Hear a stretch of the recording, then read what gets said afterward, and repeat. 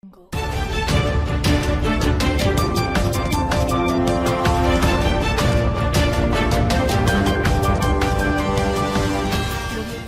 wave of panic rattles Hawaii after false missile alert. The second recent blunder in Hawaii's planning for a possible North Korean nuclear attack left islanders shaken after an emergency alert warning of an imminent strike sounded on hundreds of thousands of cell phones. For nearly 40 minutes people waited. Then came the second mobile alert. Someone hit the wrong button. There was no missile. Some people abandoned cars on the highway and others gathered in the interiors of their homes to wait for what seemed like the inevitable, a blast that would cause widespread death and destruction.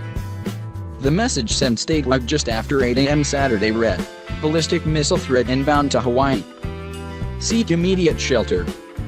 This is not a drill. The Hawaii Emergency Management Agency's administrator, Vern Miyagi, said he took responsibility for the mistake. He said officials would study the error to make sure it doesn't happen again.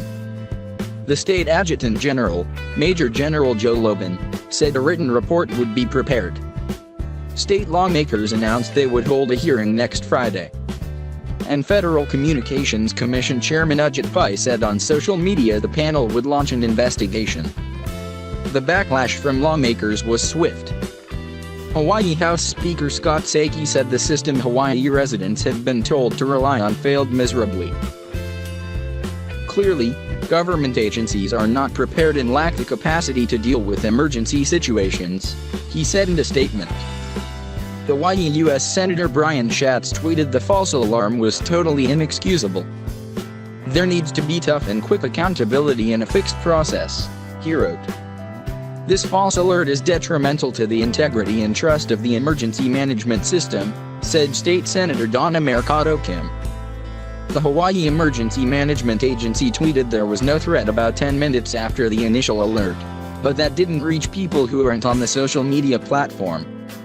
A mobile alert informing of the false alarm didn't reach cell phones until about 40 minutes later. Many people said they are resigned to the fact that there is little they can actually do if a missile was to be launched toward the remote island chain, especially with only about 15 minutes of warning time for a strike from North Korea. Joseph Kira was home with his kids when the alert came. His wife was at the gym. "My wife was going ballistic," he said. "At that point, you just pray and find God, I guess." With the threat of missiles from North Korea on people's minds, the state reintroduced the Cold War-era warning siren tests last month that drew international attention. But there were problems there, too.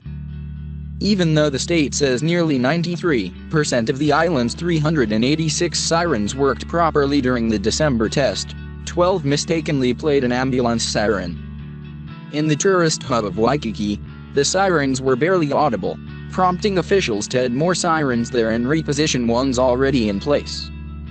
Mary Hirose was with her children at an ice skating arena in Honolulu when the alert came. There is nothing you can do," she said. So, she grabbed her 4 children, held them close, listened to the news and hoped for the best. She questioned why it took civil defense so long to send out the all-clear and why they tweeted before sending a mobile push alert.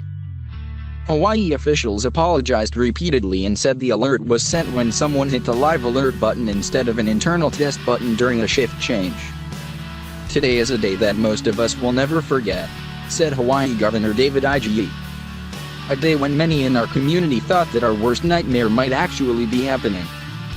A day when many frantically tried to think about the things that they would do if a ballistic missile launch would happen. The agency did not have a plan for a false alarm in place," officials said. IGE called the mistake unacceptable. "I am sorry for the pain and confusion it caused," he said. "I, too, am extremely upset about this." On the H3, a major highway north of Honolulu, vehicles sat empty after panicked drivers ran to a nearby tunnel for shelter, the Honolulu Star-Advertiser reported. Workers at a golf club huddled in a kitchen fearing the worst. Professional golfer Colt Knost, staying at Waikiki Beach during a PGA Tour event, said everyone was panicking in the lobby of his hotel. "Everyone was running around like, what do we do?" he said. The White House said President Donald Trump, at his private club in Florida, was briefed on the false alert. White House spokeswoman Lindsay Walters said it was purely a state exercise.